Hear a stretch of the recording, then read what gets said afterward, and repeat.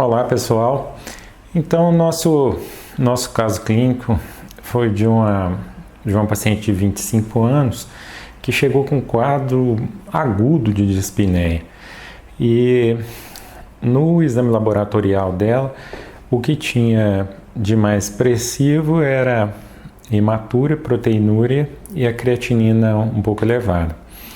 Ela tem a história pregressa também de lúpus e logo de entrada foi feita uma radiografia de tórax, investigando essa dispneia. Vamos dar uma olhadinha aqui. Bem, então, na radiografia de tórax dela, a princípio o que chama mais atenção é essa área cardíaca assim, bastante aumentada, né? Bom, para falar aqui da área cardíaca, essa área cardíaca a gente não tem dúvida que está aumentada. Agora, a área cardíaca a gente considera, né, o índice cardiotorácico, que o coração tem que ter metade do tamanho, né, metade do diâmetro lateral do tórax ou menos, né? Só aqui já dá para ver que preenche a metade esquerda do tórax todinho e ainda se projeta para o lado direito. Então é bem visível que ele está aumentado, certo? Mas a medida seria essa, eu mediria, se eu fosse fazer a medida do índice cardiotorácico, mediria a parte interna aqui do tórax, né, com a linha reta até aqui, viria a largura dele. E o tamanho do coração da mesma forma, a borda aqui do lado direito até a borda do lado esquerdo, e veja essa relação, né? Se for 50% ou menos, normal, tá? Se for mais, aumentado. Na criança já é diferente.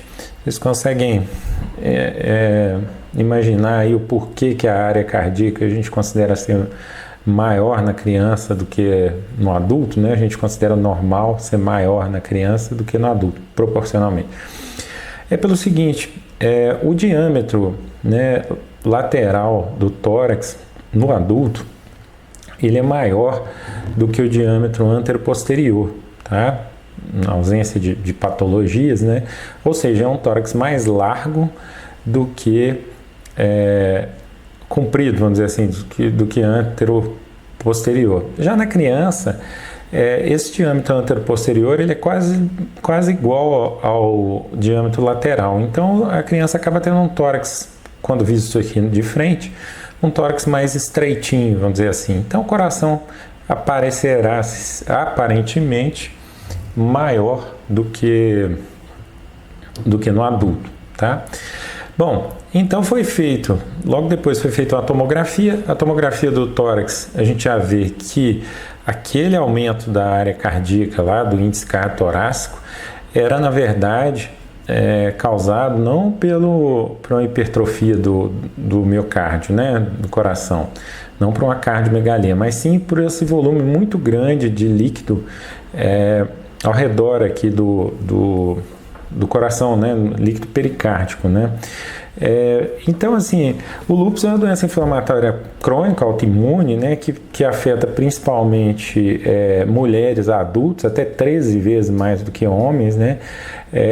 Pode ter um início precoce ou mais tardio e afeta principalmente segunda a quarta décadas, né, de vida, né? Tem períodos de atividade e remissão.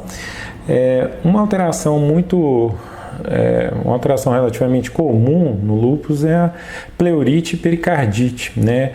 Varia aí de 17% a 50% dos casos e boa parte das vezes a gente vai ver os sinais dela, vai aparecer principalmente por acúmulo de líquido, né? Ou pleural ou pericárdico. Aqui no caso um acúmulo de líquido pericárdico bem volumoso, né? Foi feito então um ecocardiograma, tá? O ecocardiograma então está aqui o coração e essa área anecoica toda aqui ao redor é líquido, né? Então a paciente tinha um quadro de dispneia por conta disso, né? Tinha sinais de tamponamento. Foi feita então a drenagem, isso aqui é um dreno, né? Aqui a drenagem do pericárdio, tá? Então aqui a área cardíaca já é bem menor, né? Aqui a melhora clínica já é bastante evidente, tá? E esse aqui é a radiografia final. Olha só o que era coração e o que era derrame pericárdico, né? Agora, se a gente medir aqui a área, o índice cardiothorácico vai estar normal, né? Olha, compara novamente com a radiografia inicial, né? Bom, foi feito também, como o paciente tinha essa alteração de hematúria, proteinúria, creatinina. Aqui está uma ultrassonografia, essa aqui é a agulha de biópsia, tá? Entrando aqui no parênquima renal, aqui está o rim, né? O polo inferior do rim, e foi feita a biópsia, tá? Que ficou compatível mesmo com o quadro de acometimento renal por lúpus, tá? Então, o acometimento renal por lúpus acontece até 60% dos casos, tá? E principalmente ele tem um componente misto, mas que predominantemente glomerular, né? Que é a causa dos sintomas predominantemente glomerular.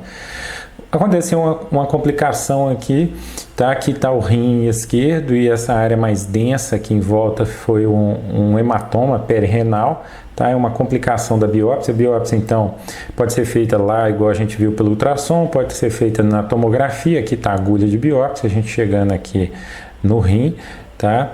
Essa é a agulha de biópsia, tá?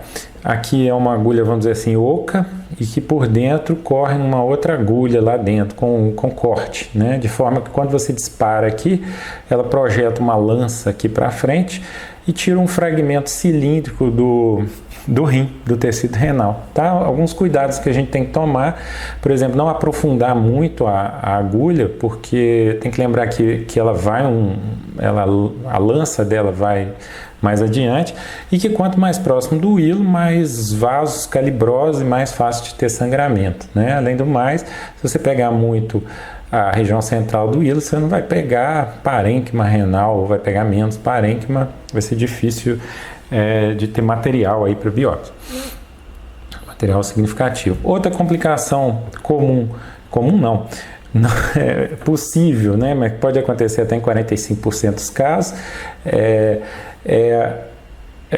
são as complicações do sistema nervoso central, nesse caso aqui um infarto aqui na região dos núcleos da base, nessa ressonância em T2, tá? E outra manifestação radiológica são calcificações de tecidos moles, tá? Que são possíveis de serem vistas. Então, gente, finalizando, lembrar que sempre que a gente vê um coração aumentado, uma área cardíaca aumentada, muitas vezes pode significar não o coração aumentado, mas sim líquido pericárdico, tá? Ficar atento para isso. E no paciente com lúpus é sempre uma possibilidade essa área cardíaca aumentada ser um derrame pericárdico.